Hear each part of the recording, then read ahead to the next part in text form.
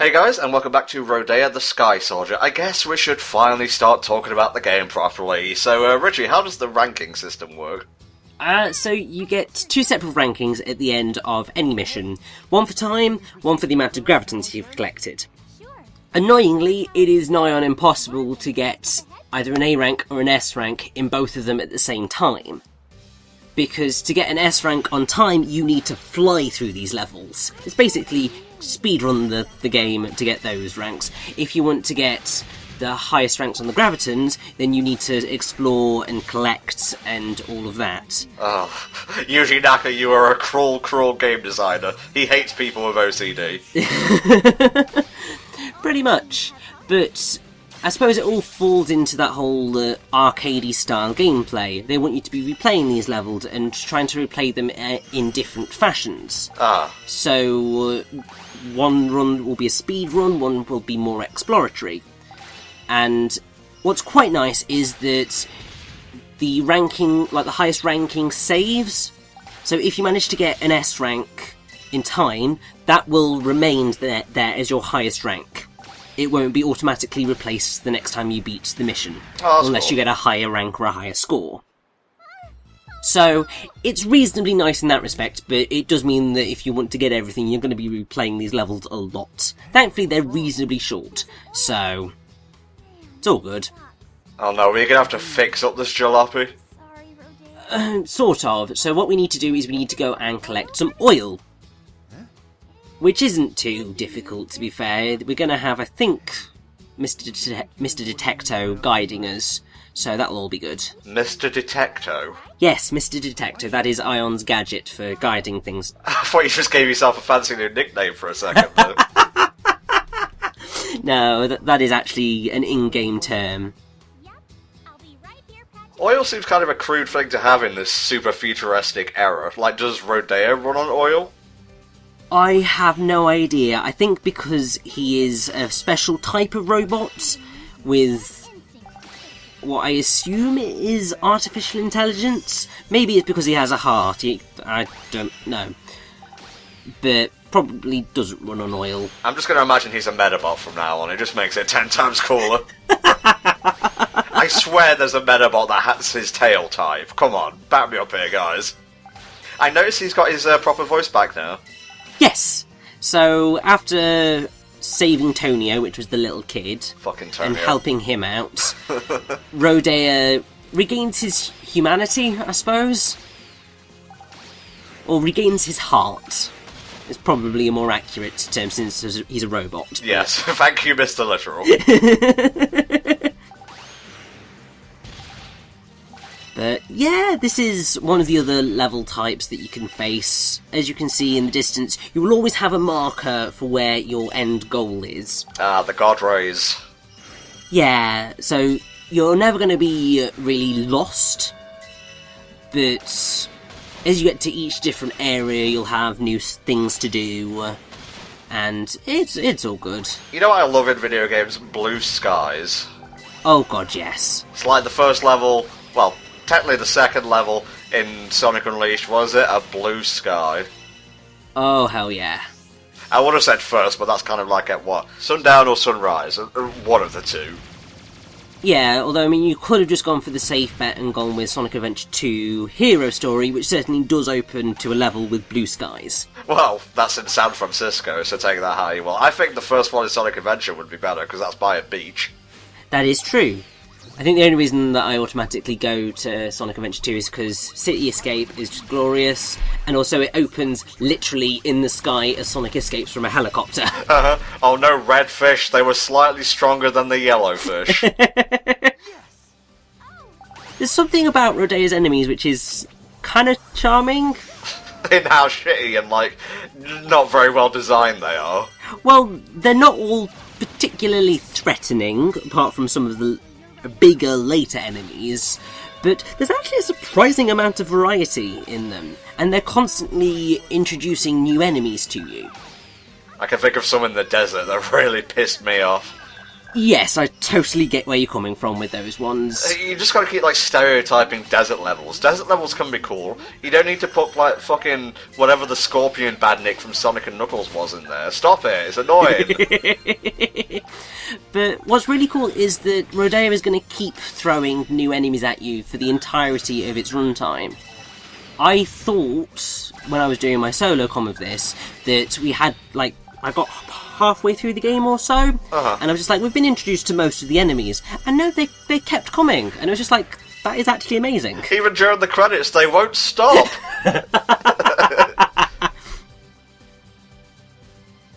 Here we have a nice big open area. To get the oil, we need to go to the green markers. Oh man, I actually enjoy the design of this particular place, but again, on the 3DS version, it's a fucking chore to navigate. Well, it's because you're moving so slowly. It's just the joy of flying was completely sucked out of it, and that's the one thing I was looking forward to the most, because obviously you don't have complete free reign here, you're guided by the marker and whatnot. It's more like fancy gliding than anything else, but I don't know, I was just disappointed. I mean, granted, I bought it, so I obviously knew what I was in for, but well, I guess in the extras you'll see a little bit of the 3DS version, you can decide for yourself.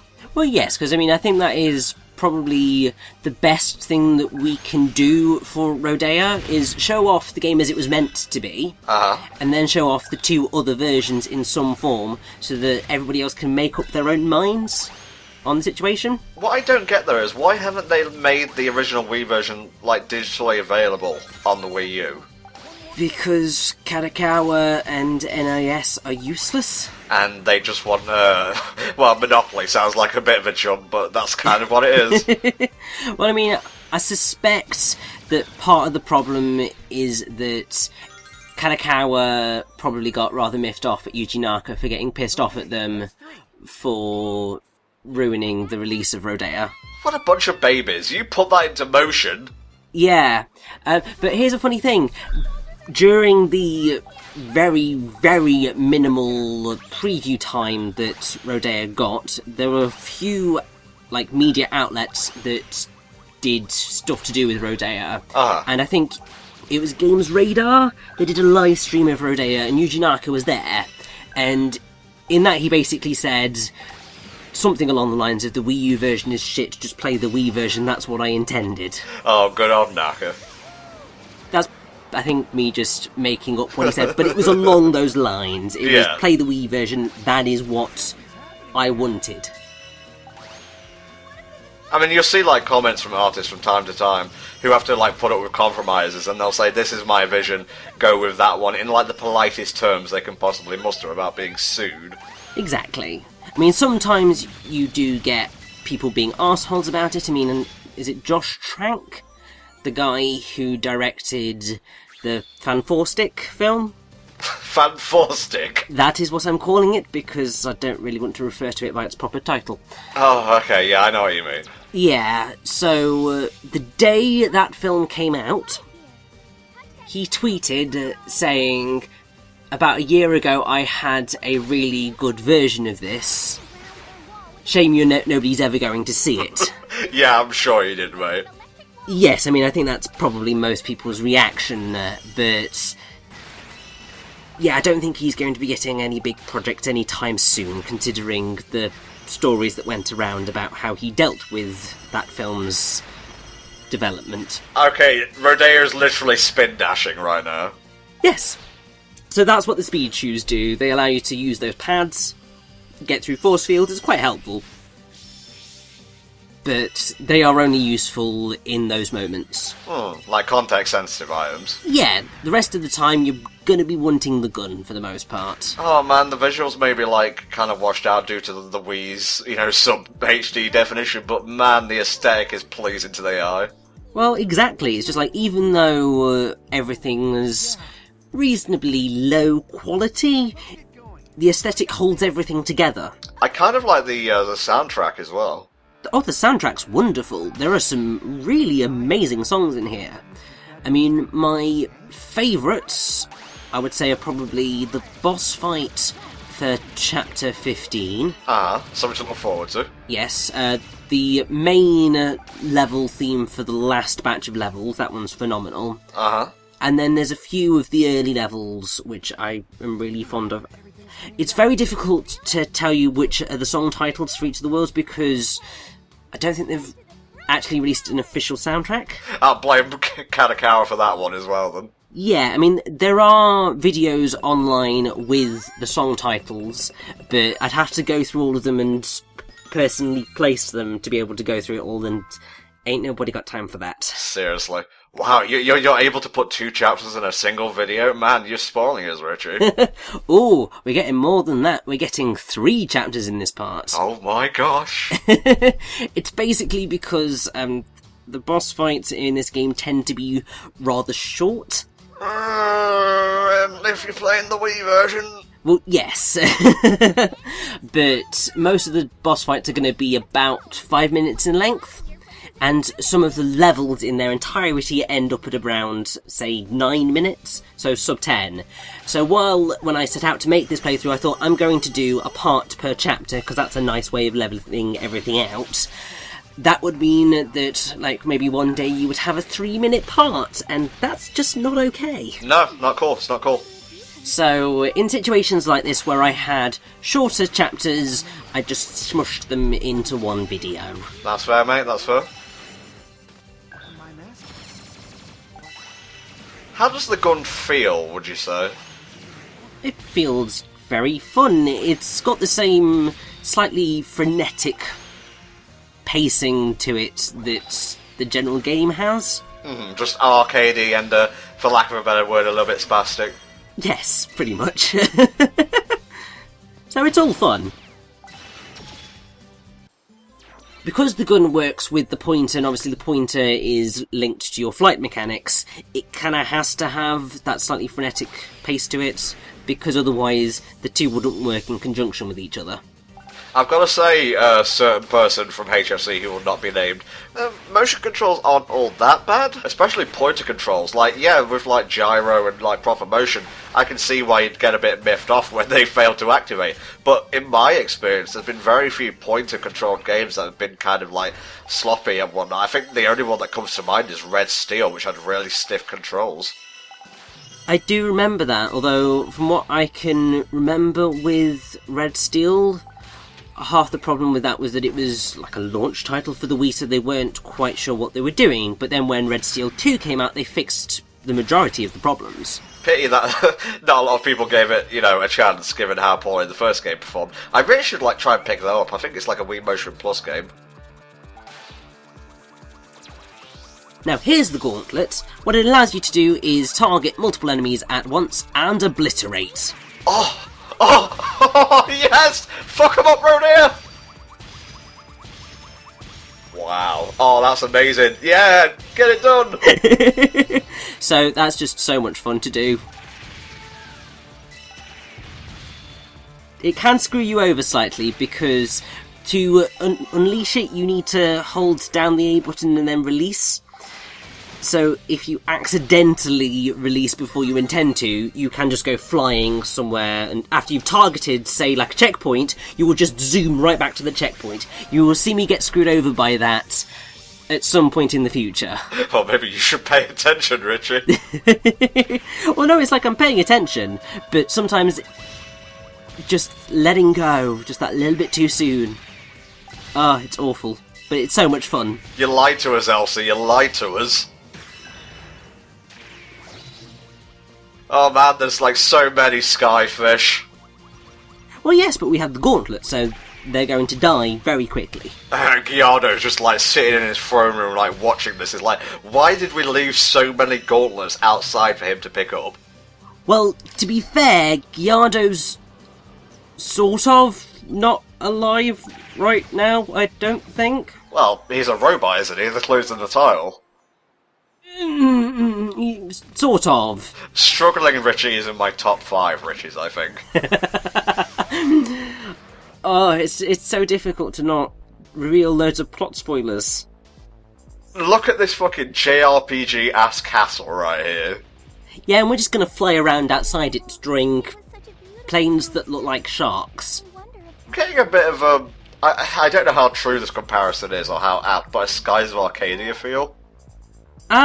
That's probably quite a good one. I've never played Skies of Arcadia, but in terms of aesthetic and general style, yeah. It's mostly just because it's set in the sky. Again, going back to Tron Bond, you know, they have the Gesellschaft and whatnot. I mean, there are probably quite a few game series which have got a similar vibe to them. But on the whole, despite that, I would say Rodea does feel remarkably fresh, at least the Wii version does. Uh-huh. It's got a slightly antiquated feel to it. You have trouble with that word as well, that's adorable. It's probably something to do with just the British accent, or maybe just the Nottingham accent that just decides to muddle up words. Go to hell's shark plane thing. Shark plane. And it's out of there? Oh wait, no, gotta go around. This is one of the slight frustrations I do have with this control scheme, is that to move the camera, you need to move the pointer to the edge of the screen. Oh jeez, one of those. Yeah, and it can be slightly slow to do that. Obviously, the reason that they did that is because they want to make sure that you are certainly aiming in the right direction, and they don't want you to be completely losing the plot in where you're looking. It does just mean that sometimes you end up facing away from what you want to be facing, and then you slowly make your way back round. Thankfully, Rodea falls rather slowly, so you have more than enough time to right yourself. This game looks so much more fun without the flight meter. Well, yes, the introduction of a flight meter is a fundamental misunderstanding of basic game design when it comes to this game. Yeah, because you're up in the air so much, how can they realistically expect you to, not burn out your meter almost instantly? Thanks. I hope someday people will come. Well, we might have to do a little bit of renovations before anyone comes back and lives here. Maybe get the ruined shark planes out of the way. Be fine. This is the Kronos Tower. Oh, that looks like bad news. This goes. Yes, it means we're going to face down a boss in the next chapter. Sweet.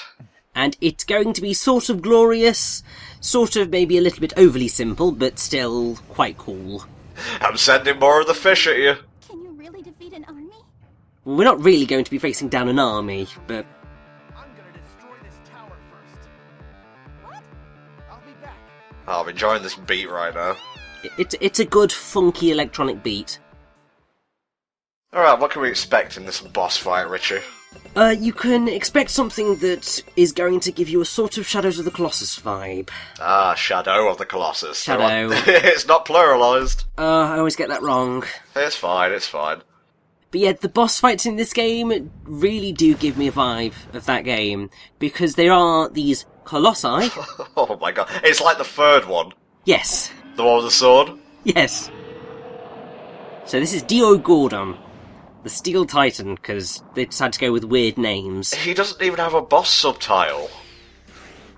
Really tall steel guy. Yeah.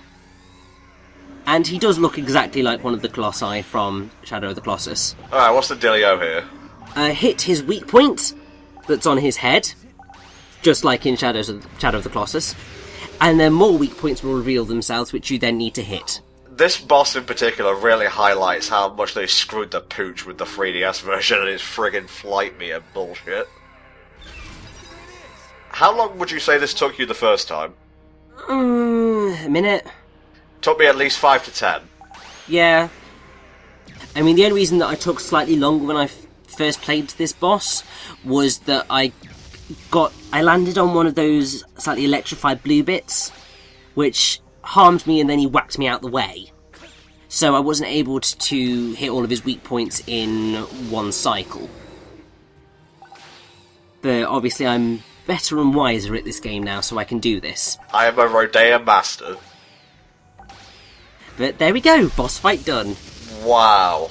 Oh my god, I think I'm getting like retroactive PTSD just watching you do it so easily. Don't worry, the rest of the bosses are a bit more complex, but they are all of the same ilk of titans that are surprisingly easy to defeat in the Wii version. Oh, Giano, why do you even try, mate?